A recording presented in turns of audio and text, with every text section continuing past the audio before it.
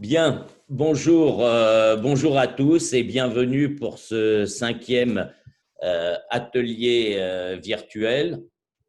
Donc, on est très heureux de vous avoir encore très nombreux pour cette nouvelle édition. Et pour celle-ci, nous avons en fait souhaité faire un point un peu plus général sur, d'une part, l'activité en médecine générale et chez les spécialistes, voir vraiment d'un point de vue global ce qui s'est passé, et d'autre part également en officine et sur les ventes de médicaments et produits de santé. Donc, contrairement aux éditions précédentes, on a préféré vous donner une vision sur un peu plus business cette fois-ci, même si on a des focus, vous verrez au cours de cette présentation, hein, qu'il s'agisse de l'activité dans les cabinets médicaux et en particulier chez les pédiatres. Après, au niveau du médicament remboursable ou non remboursable sur certains produits, on a souhaité un tout petit peu quitter l'univers, alors peut-être un peu stressant du Covid-19, et se centrer sur nos préoccupations quotidiennes. Donc tout cela a été rendu possible par le fait que Gers Data est au centre de l'écosystème pharma CGDIM, avec tous les liens avec toutes les BU du groupe CGDIM qui nous permettent d'avoir l'ensemble de ces données, que ce soit au travers bien sûr de SmartRx, mais également au travers de ces médias Futura Media, MedExact, et bien entendu tout ce qui est BCB également qui nous permet de pouvoir avoir toute cette synthèse et toute cette vision. Alors, cette présentation, on continue à transmettre toutes ces données également au niveau des autorités de santé grâce à nos données. Bien sûr, la base TIN sur les données de prescription et c'est vrai que cette base garde tout son intérêt aujourd'hui dans cette période où il est important justement de voir ce qui se passe réellement en vie réelle sur les produits. Bien sûr, les données hospitalières avec Statop et toutes les données d'achat et de distribution au niveau de l'officine. Donc, je vais laisser David prendre la parole maintenant sur la situation en médecine générale. Donc, bonjour à toutes et à tous. Toujours un plaisir de vous compter parmi nous. Donc, sur cette partie médecine générale, le trafic, alors la semaine de déconfinement, c'est la semaine du 11 mai. On le verra, c'est aussi la semaine 20. Globalement, ce qu'on voit, c'est que le trafic en médecine générale est resté stable sur le mois de mai. C'est-à-dire que malgré le déconfinement, le trafic chez le médecin généraliste reste à moins 13% par rapport aux années passées. Et donc, ça peut aussi montrer toujours une réticence à aller chez le médecin généraliste pour une frange de la population qui reste anxieuse au regard du Covid. Chez les spécialités et chez les spécialistes libéraux, on avait vu un rebond sur la semaine précédant le déconfinement, donc la semaine 19. En semaine 20, il est repassé sous la barre des moins 10% par rapport à l'année passée, avec toujours des différences selon les spécialités. L'ordre change semaine après semaine, ça rend intéressant ce jeu de cartes. Le cardiologue, on avait vu très forte baisse sur toutes les semaines de confinement. Là, on est revenu à l'équilibre sur la première semaine de déconfinement. On est stable par rapport à l'année passée. Donc, on n'est pas encore aujourd'hui à se poser la question de est-ce qu'on va rattraper les consultations et le suivi des patients qui n'ont pas consulté pendant la période du confinement. Mais on est revenu flat par rapport à l'année passée pour les cardiologues, quasiment pareil en ce qui concerne les pneumologues. Neuro et endocrino, on est redescendu sur la semaine de déconfinement, moins 7 et moins 12%. Les psychiatres qui avaient bien résisté, là, on est repassé à moins 13 et on reste toujours très faible sur les gynécos, les rhumatos et les gastro, pour les deux derniers, à encore moins 25%, moins 24% des consultations par rapport à la même semaine l'année passée. Donc, toujours un déficit de suivi chez les spécialistes, quels qu'ils soient. L'usage de la téléconsultation, donc, on voit qu'elle résiste autour de 10-12% des consultations. Aujourd'hui, une consultation sur 10 faite en médecine générale se fait au travers de la téléconsultation.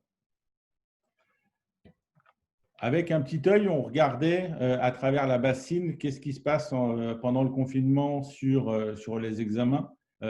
Sans surprise, on voit que total d'actes, c'est en baisse de manière importante par rapport à 2019, que ce soit en endoscopie ou en coloscopie. On voit que ça représentait 15% des actes respectivement en 2017-2019 et c'est plus que 6% pour chacun. Il n'y a que les échographies qui ont augmenté sur 2020.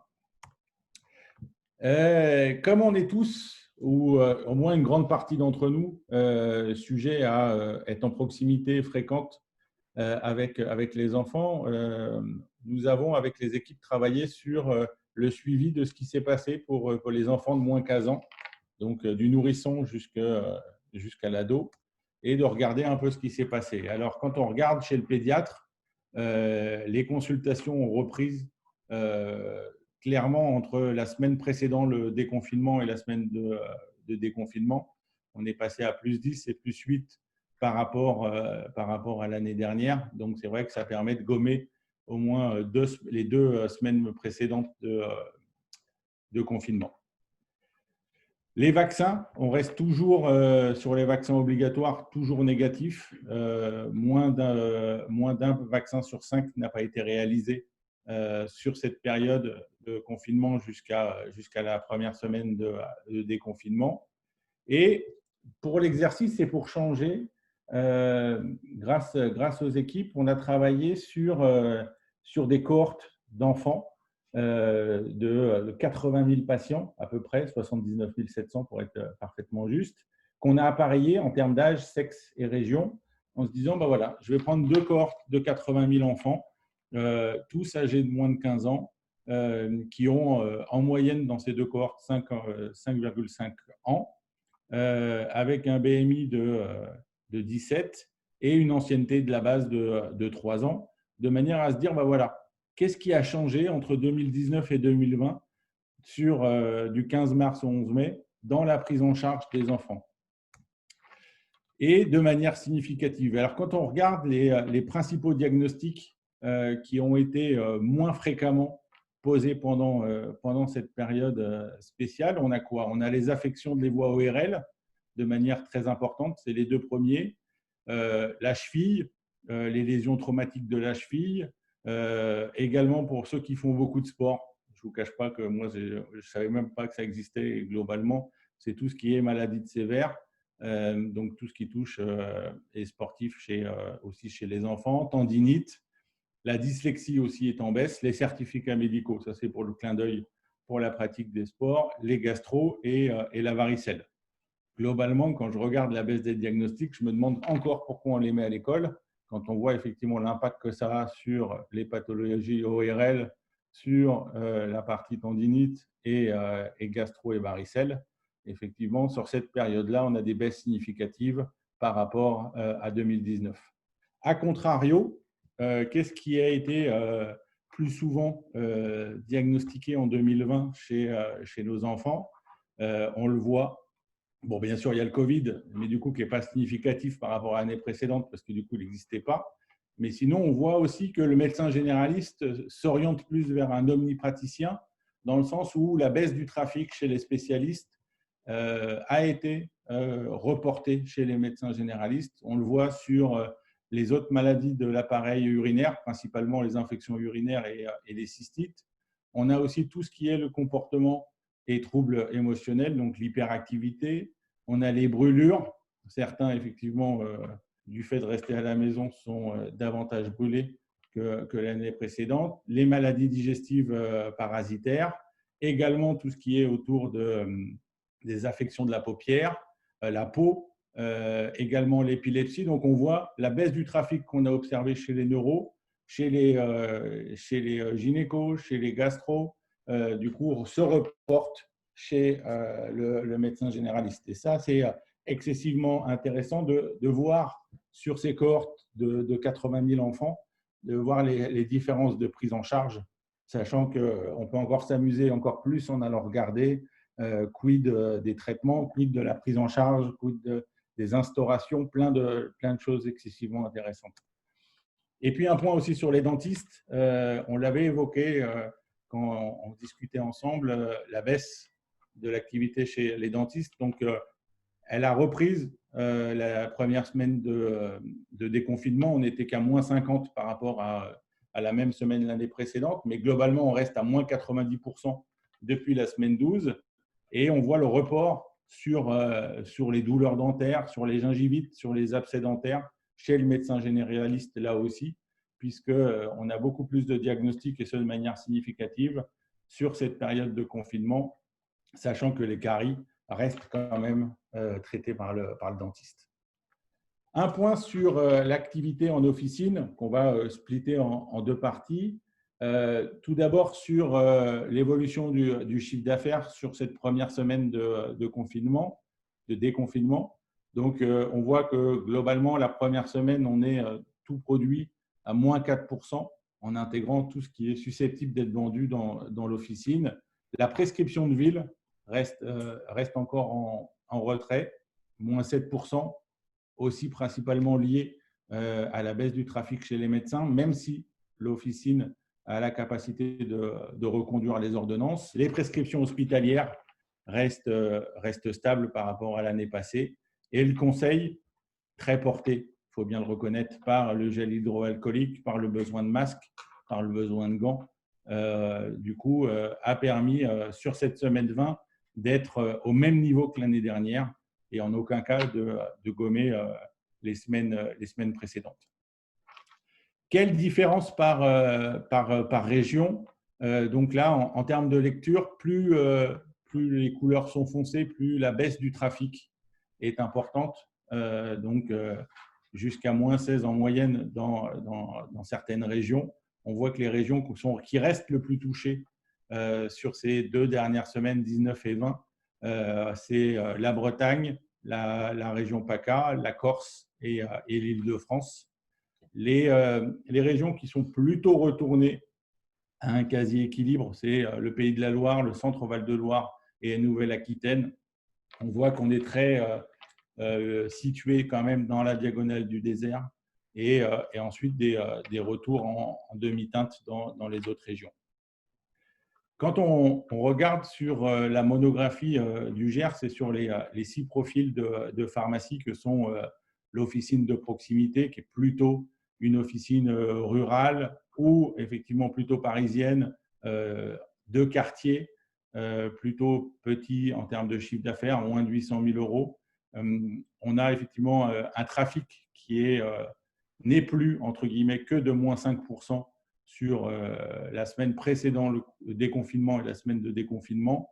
Sur la pharmacie éthique, très centrée sur le remboursable, très centrée sur l'accompagnement du patient, plutôt là aussi petite ville, peu de concurrents autour. Le trafic est quasiment revenu à la normale. On le voit moins 3. En petit orange, que vous voyez aussi sur les graphiques, c'était la baisse du trafic sur les semaines 14 à 18, donc au plein cœur du confinement. Les opportunistes, là, on est vraiment dans des pharmacies de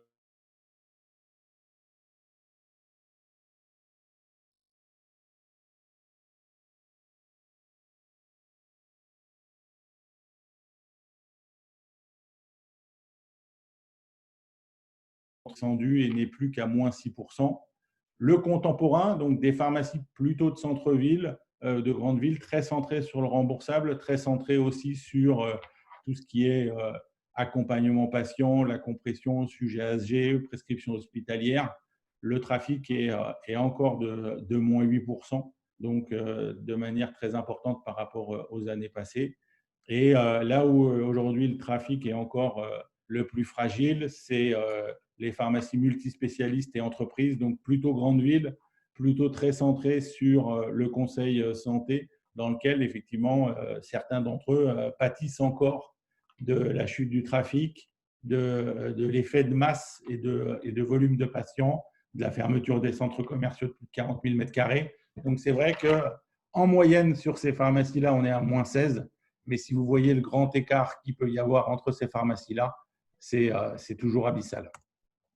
Quand on regarde par tranche de chiffre d'affaires et le trafic, on l'avait présenté il y a quelques semaines, on voyait que chacune de ces courbes suivait les mêmes évolutions ou le même trend. On voit que toutes les pharmacies en dessous de 3-4,5 millions, on est à peu près dans la même évolution en termes de trafic, autour de -10, -12%. Et on a encore effectivement les pharmacies à plus de 7 millions qui sont encore très loin en termes de trafic, -20% en moyenne, sachant que naturellement, à l'intérieur, vous avez parmi les pharmacies triple XL encore des trafics qui sont en deçà de 70% par rapport à l'année précédente. Et pareil, en termes d'implantation, c'est encore et malgré tout les centres commerciaux qui, quelle que soit sa taille, même si effectivement là aussi, naturellement, entre un centre commercial de 30 ou 40 000 m² et les petits centres commerciaux régionaux faciles d'accès, là aussi, les écarts en termes de trafic sont importants. Le milieu rural est quasiment retourné à l'équilibre, à -4, et le centre-ville et les centres commerciaux toujours à -10, -15 sur la première semaine de déconfinement. On va voir une fois que les passages en pharmacie pour acheter du gel, pour acheter des masques, pour acheter des gants, qu'est-ce que ça va donner sur les semaines qui s'écoulent pour avoir une meilleure vision de ce qu'on appelle la vie d'après. Pour faire un petit point sur les derniers jours et surtout la semaine de l'Ascension, il faut avouer que le calendrier cette année est vraiment moqueur. Patrick reviendra dessus tout à l'heure par rapport au jour ouvré où moi je me mélange les pinceaux. Vous ne pouvez pas imaginer de quelle manière. Mais c'est vrai que cette semaine, la semaine précédente, le jeudi de l'Ascension, avait encore une semaine d'avance par rapport à 2019. Et donc, pour comparer, pour avoir une lisibilité peut-être un peu plus simple, on a tronqué le temps qui passe et on a comparé la semaine dernière, qui est du coup la semaine 21, à la semaine 22 en 2019 pour avoir le jeudi de l'Ascension. L'avantage du jeudi de l'Ascension, naturellement, c'est qu'il tombe un jeudi.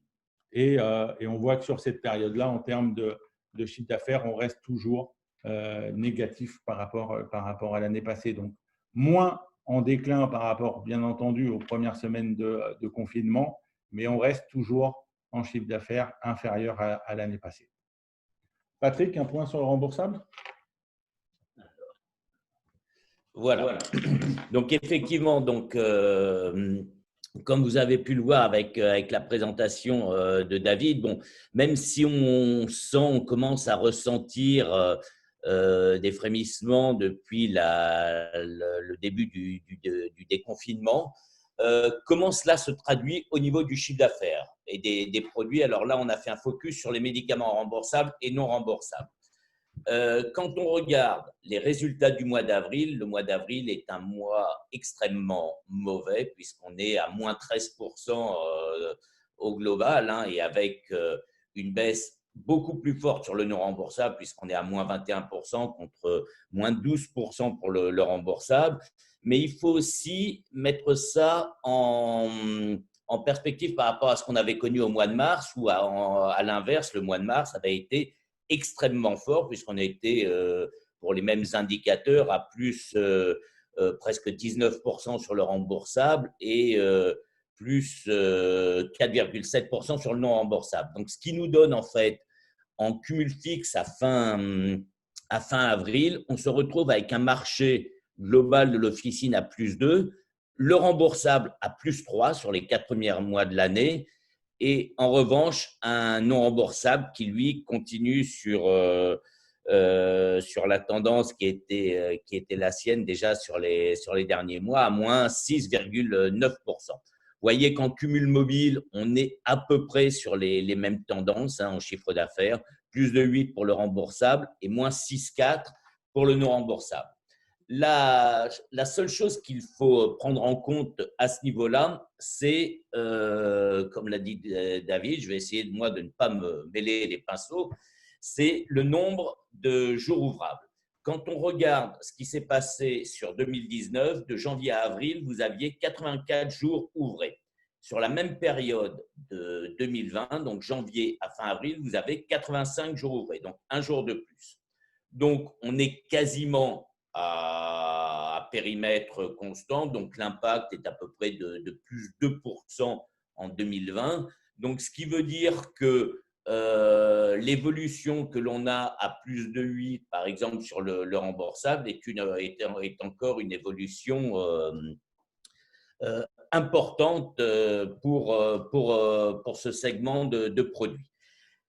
Alors, ce qui nous paraissait aussi intéressant, c'était d'essayer d'avoir une projection sur ce qui va se passer sur les prochains mois. Donc, vous l'avez déjà au travers du bilan sur les 4 premiers mois, donc sur les achats des officines, sur le remboursable.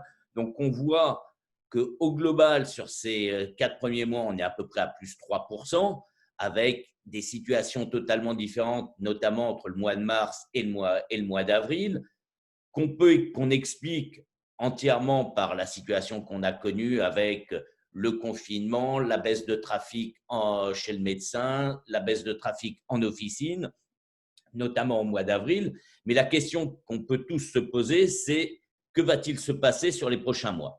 Alors, bien entendu, on ne va pas vous donner des prévisions précises, mais néanmoins, on s'est livré à une première analyse quand on regarde notamment le nombre de jours ouvrés que l'on va avoir en mai, en juin, juillet et en août, sur les 4 prochains mois. Au mois de mai, en fait, nous allons avoir 2 jours ouvrés de moins en 2020 par rapport à 2019. C'est-à-dire que ce que l'on a aujourd'hui au niveau du trafic, où on sent une légère reprise, même s'il y a encore un déclin par rapport à l'an dernier, risque d'être un tout petit peu amplifié par la baisse du nombre de jours ouvrés, mais qui sera compensé dès le mois de juin, puisqu'au mois de juin, là où on avait 2 jours de moins en mai, on va se retrouver avec 2 jours de plus en juin, 2 jours ouvrés. Et ensuite, sur juillet-août, on sera quasiment ISO par rapport à l'an dernier. C'est-à-dire qu'en fait, à fin août, déjà en termes de nombre de jours ouvrés, on sera sur le même nombre de jours ouvrés entre 2019 et 2020. Donc, au mois de mai, aujourd'hui, quand on regarde les… alors, slide suivante, voilà. Alors non, excuse-moi David, non, je suis allé trop vite, je pensais que j'avais le slide là. Donc, quand on regarde ce qui va se passer au mois de mai, aujourd'hui, on est à peu près sur les 2 premières semaines de mai. Vous avez vu dans les chiffres qui vous ont été présentés, on était à peu près à moins 9% la première semaine de mai, moins 3% la deuxième semaine de mai. Bon, on devrait avoir une troisième semaine de mai, la semaine 21, qui, compte tenu de ce décalage de nombre de jours ouvrés, ne devrait pas être très bonne. On devrait être au moins à moins 8, moins 10, peut-être moins 12%. C'est difficile de le dire avec précision aujourd'hui. En revanche, la dernière semaine de mai, compte tenu qu'elle va bénéficier d'un jour ouvré de plus, devrait être meilleure, voire même avec une activité qui devrait être positive pour la dernière semaine de mai. Ce qui veut dire que globalement, sur le segment du marché remboursable, on devrait avoir un mois de mai qui, même s'il est en recul par rapport à ce qu'il était l'an dernier, devrait se situer aux alentours de moins 5 à moins 8% à peu près au mois de mai. Donc, un résultat qui n'est pas forcément aussi catastrophique que ce qu'on pouvait craindre il y a encore peu de temps. Et avec la reprise d'activité qui se profile pour les mois de juin et vraisemblablement également de juillet, où les congés seront sûrement moins importants, on devrait retrouver des activités, en tout cas on peut l'espérer, nettement meilleures. Alors maintenant, si on regarde ce qui s'est passé au niveau du marché des génériques. Sur le marché des génériques, bon, comme pour tout le reste du marché, le répertoire exploité remboursable a fortement chuté, à moins 17%. Et quand on regarde au sein de ce répertoire, ben on voit que les princeps ont été très, très fortement touchés, avec moins 37%, alors que les génériques ont baissé, mais nettement moins. On avait déjà fait cette analyse là, lors du précédent webinaire, mais on voit, et vraisemblablement là, on voit l'impact de la mise en place de l'article 66 en début d'année, où les génériques ont fortement bénéficié de cette mesure. Et sur les 4 premiers mois de l'année, on voit que le taux de pénétration a gagné près de 3 points par mois. Alors, il y avait eu un bond en début d'année sur les mois de janvier-février qui s'est un peu tassé au mois de mars-avril. Néanmoins, on se retrouve avec des mois, malgré cela, qui sont à plus 3 points au-dessus de ce qu'ils étaient l'an dernier à la même période. Alors, le fait de devoir justifier cette mention non substituable, en dehors des 3 cas qui sont, que vous connaissez, a eu un impact vraiment extrêmement négatif sur les princeps, et ce, bien sûr, en faveur des génériques. Alors, quand on regarde maintenant quelles sont les classes aujourd'hui qui tirent un peu la croissance et qui sont le top 10 des classes remboursables, on voit que les antinéoplasiques continuent leur forte croissance. Les 4 premiers mois de l'année 2020, on a une croissance de plus 20%. Ils étaient déjà en première position l'an dernier, mais ils confortent cette première position. Ensuite, on trouve les analgésiques non narcotiques antipyrétiques avec plus 5% de croissance. Ensuite, on a également les inhibiteurs directs du facteur 10A à plus 22%. Également les antagonistes de l'hormone cytostatique avec plus 17%. Donc, quand on regarde dans ce top 10, on a simplement une classe qui est en régression sur ce premier quadrimestre, qui est la S01P, donc les produits d'antinéovascularisation, qui sont en recul.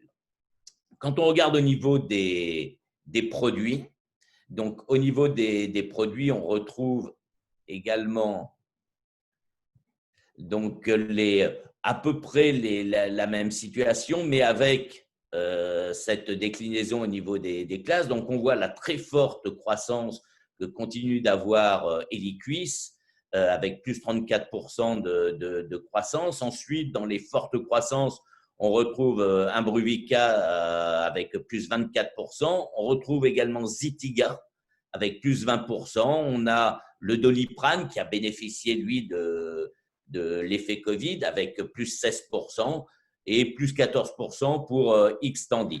En revanche, on a des produits qui ont souffert pendant cette période. Alors, Humira, bien entendu, mais pour d'autres raisons, avec la sortie des biosimilaires, qui a été quand même assez contenu, puisqu'il est à moins 9%. Lucentis à moins 8% et également Elea à moins 10%. Donc, on voit que les produits du top 10 qui étaient déjà là en 2019, globalement, ce sont des produits qui résistent bien et qui, pour la plupart, continuent leur forte croissance, et d'autres qui ont, pour différentes raisons, comme Humira, connu cette décroissance pendant les 4 premiers mois de cette année 2020. Alors, quand on regarde le zoom sur les achats de médicaments remboursables sur les 20 premières semaines, on voit, et c'est on retrouve ce que vous a présenté David tout à l'heure, on a cette légère reprise, cette tendance à la reprise, mais quand même avec un léger déclin pour notamment la dernière semaine, la semaine 20.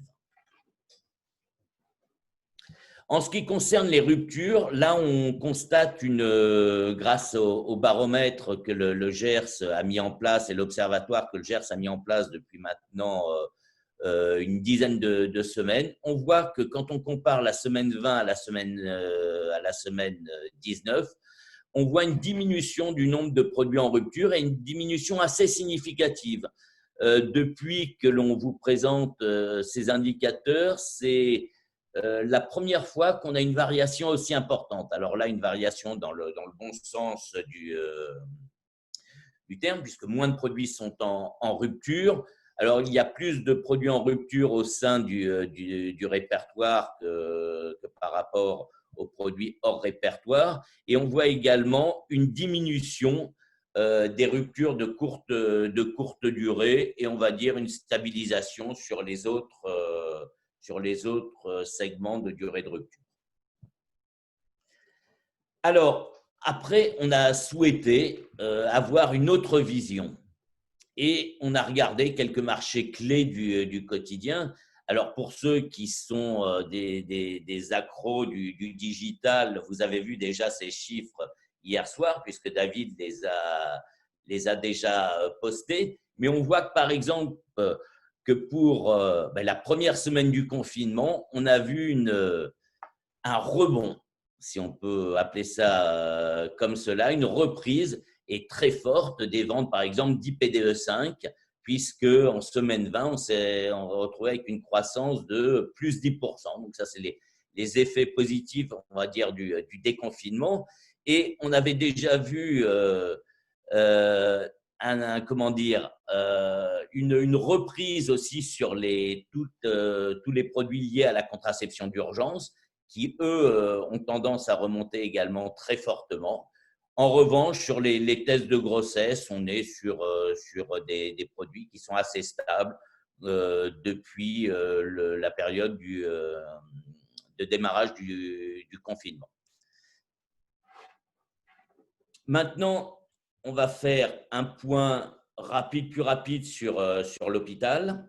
Donc, sur l'hôpital, on continue à voir ce que l'on avait constaté lors des précédents ateliers. Donc, après cette très forte augmentation des achats des hôpitaux au mois de mars, puisque le mois de mars, on avait une croissance de plus 31%. Le mois d'avril a été marqué par une baisse des achats, donc en fait, qui est assez hétérogène si on regarde par région.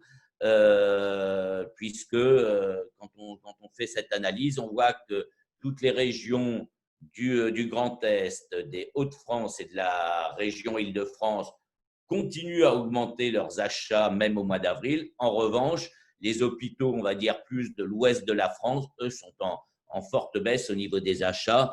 Là, l'impact de la pandémie de Covid se traduit au niveau des achats de tous les établissements. Donc, au global, sur les 4 premiers mois de l'année, on a des achats en hausse de près de 10% d'augmentation par rapport à 2019.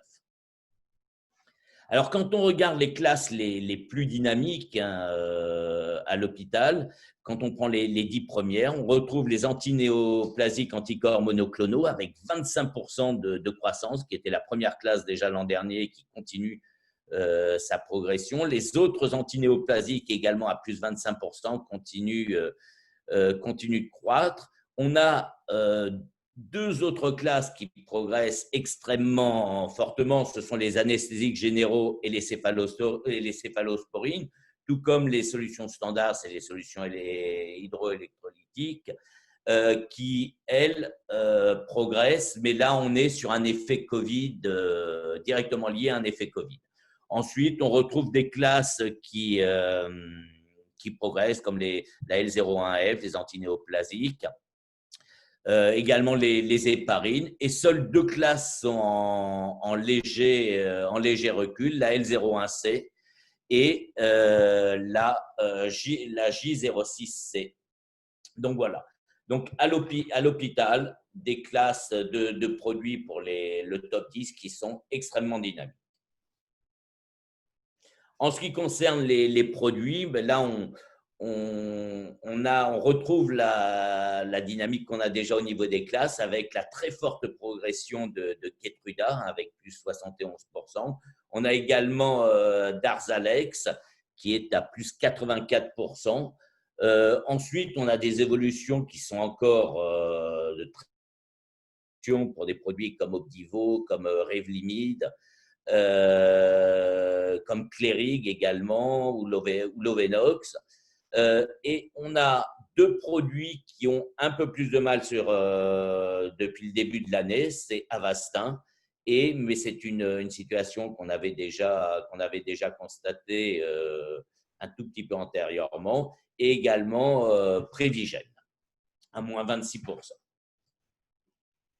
Donc, quand on regarde maintenant sur les dernières semaines les achats hospitaliers, donc si on avait vu qu'il y avait cette forte baisse au mois d'avril, on voit que les achats hospitaliers ont tendance à se stabiliser aux alentours de moins 20%.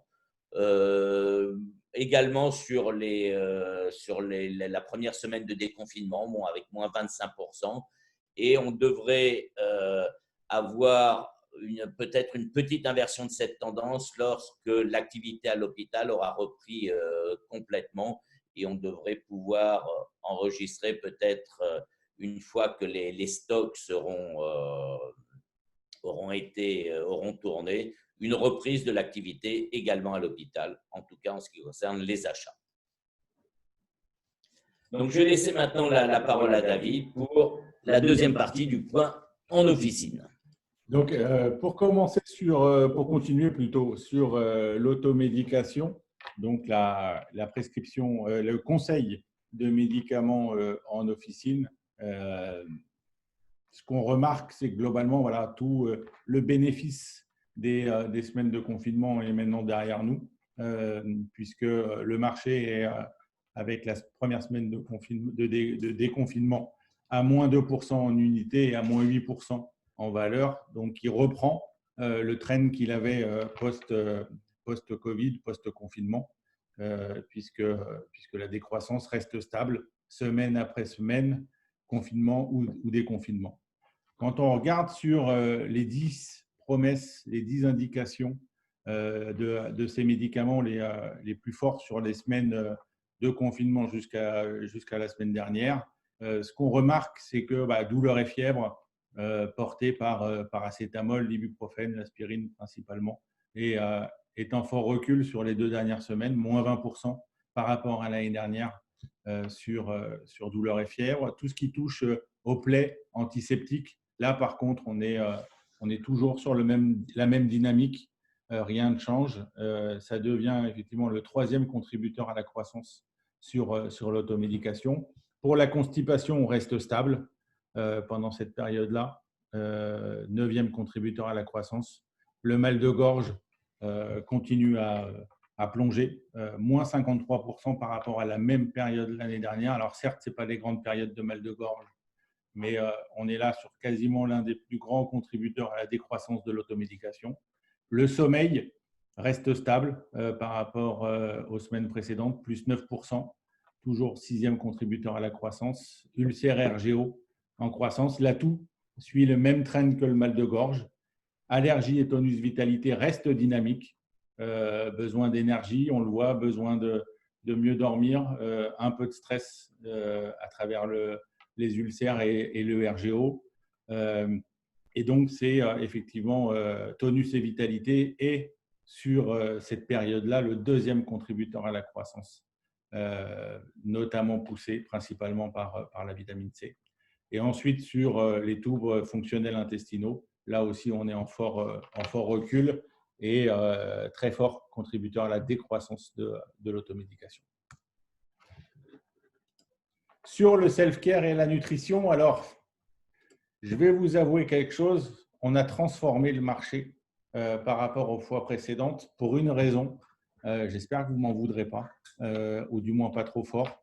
On a exclu tout ce qui est soins à domicile parce que dedans, vous avez les masques, dedans, vous avez les gants.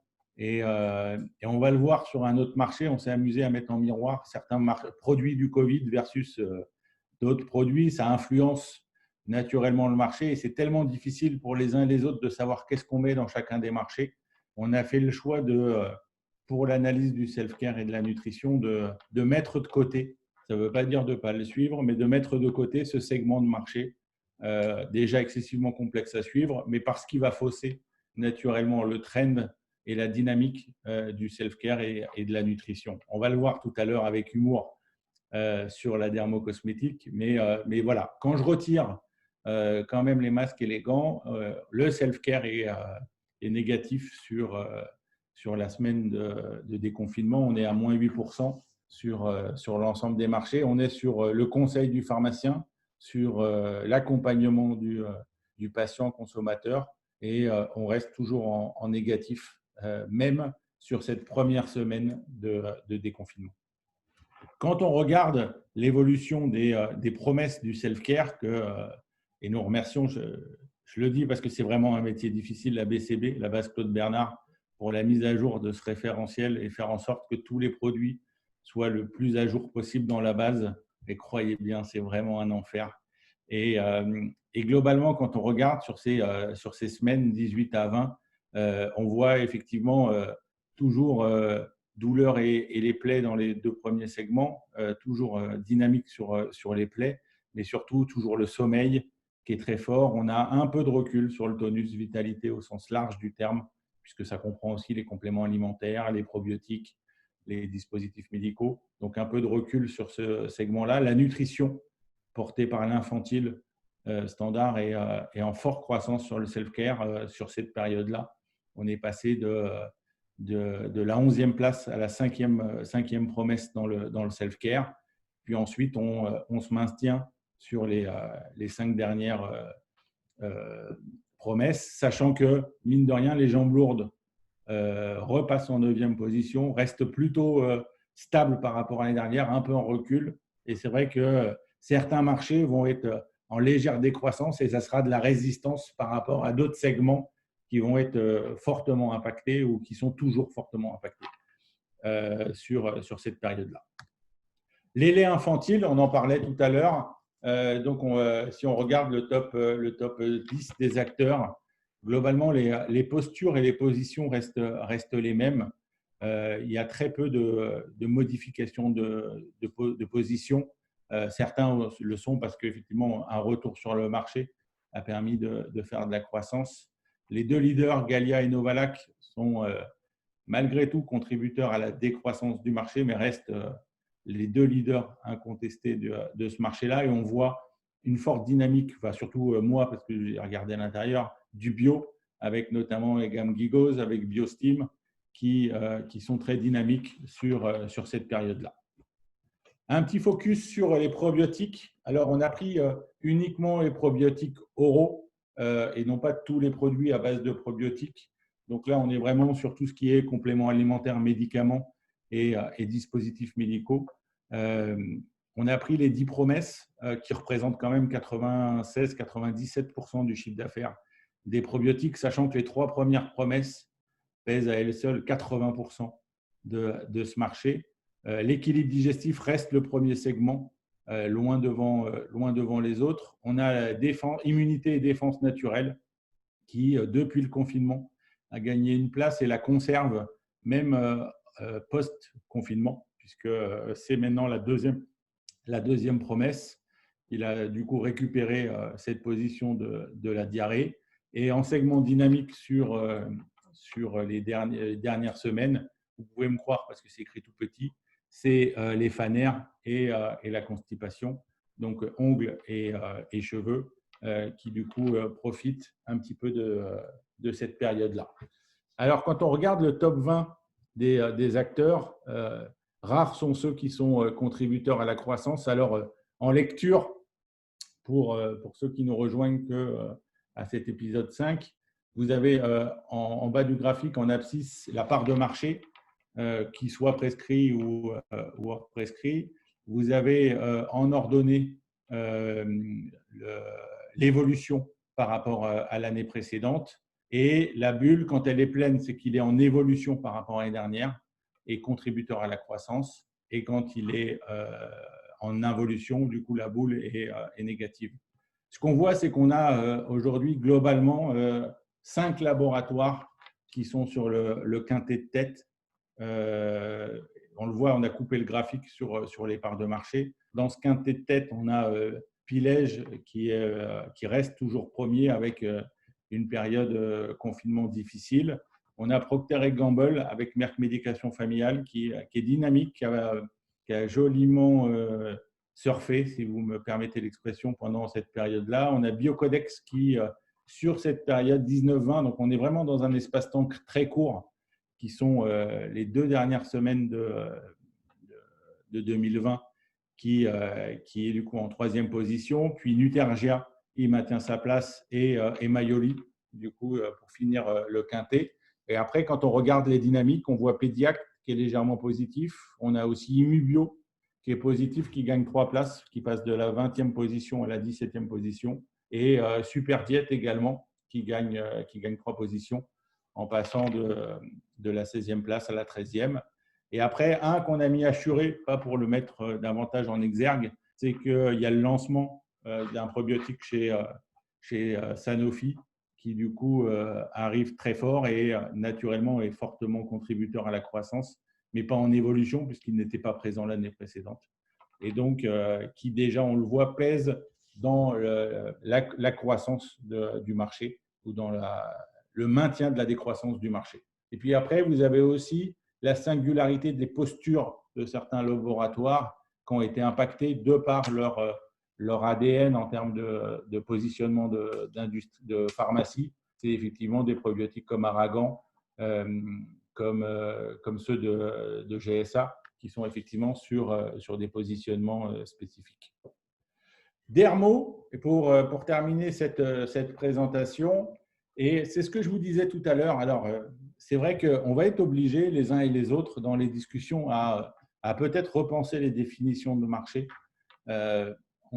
avec toujours un peu de moquerie ou un peu d'humour. C'est vrai que historiquement, dans le marché dermo-cosmétique, hygiène et soins, on intègre les gels hydroalcooliques. Mais si on regarde l'évolution du marché de la dermo-cosmétique en unité consommateur, regardez les évolutions flagrantes si je mets les gels ou si j'enlève les gels hydroalcooliques. Alors, c'est vrai qu'avant le confinement, les gels hydroalcooliques, avec une part de marché stable, flat, et c'était un segment modeste, pour ne pas dire un petit segment de la dermo. Et on voit qu'effectivement, il prend de plus en plus de place. Mais en termes d'évolution, en volume, si j'intègre les gels hydroalcooliques, sachant qu'en plus, je vais être honnête avec vous, je dois sous-estimer quand même tout ce qui est fabriqué par les uns et les autres en gel hydroalcoolique, on voit quand même que le marché est monstrueux en termes d'évolution. Je mets les gels, je suis à plus 45, j'enlève les gels, je suis plus qu'à plus 4 sur la dernière semaine, ou plutôt la première semaine de déconfinement. Et pareil sur le chiffre d'affaires, il est effectivement aujourd'hui drivé, où la dynamique est drivée beaucoup par le gel hydroalcoolique. Donc, vraiment, peut-être, on l'a vu sur le self-care avec les gels, avec les masques, avec les gants, avec effectivement tout ce qui va toucher à la distanciation spatiale, sociale. Et du coup, on va l'avoir sur la dermo, sur les gels. Est-ce qu'on les intègre, est-ce qu'on ne les intègre pas en fonction des uns et des autres pour effectivement voir quelle évolution du marché et qu'on soit tous enclins de mettre les mêmes choses dans les définitions de ces marchés-là. Et puis pour terminer, 4 marchés sur cette dermo-cosmétique, l'amincissant, les déodorants, puisque du coup, on va se rapprocher les uns des autres. Donc du coup, on l'a vu tout à l'heure dans ce que présentait avec Malice, Patrick, sur certains marchés du quotidien. Les déodorants sont effectivement un autre sujet. Les mains, dans lequel, là aussi, on a enlevé les gels hydroalcooliques, mais qui restent très dynamiques du fait de la protection des mains et que, mine de rien, à force de mettre du gel, ça peut abîmer les mains. Donc, on est sur un marché qui est très dynamique. Le soin visage, la première semaine de déconfinement, on est quasiment arrivé au même niveau que l'année dernière, même si ce n'était pas forcément une très grosse semaine l'année passée, sur le soin visage. Sur l'amincissant, on reprend la courbe. Donc là, on est sur des produits comme Somatoline, comme Fais-moi fondre, C'est mon rêve. Moi, c'est un jour, effectivement, qu'un de ces produits soit efficace sur moi de manière radicale. Et les déodorants, on le voit, le marché est quasiment revenu à son niveau de l'année dernière et du coup reste effectivement très quasiment étal par rapport à l'année dernière en chiffre d'affaires. Voilà, je voulais encore vous remercier, puis je laisse le mot de la fin à Patrick avec grand plaisir. Donc, merci à tous encore pour votre présence pour ce 5e atelier. Et on vous donnera rendez-vous au mois de juin. On vous précisera la date prochainement. Et le prochain atelier sera consacré également à ce suivi. Merci à toutes les équipes du GERS qui ont permis la préparation de cet atelier. Et à tous, très bonne journée. Au revoir. Au revoir.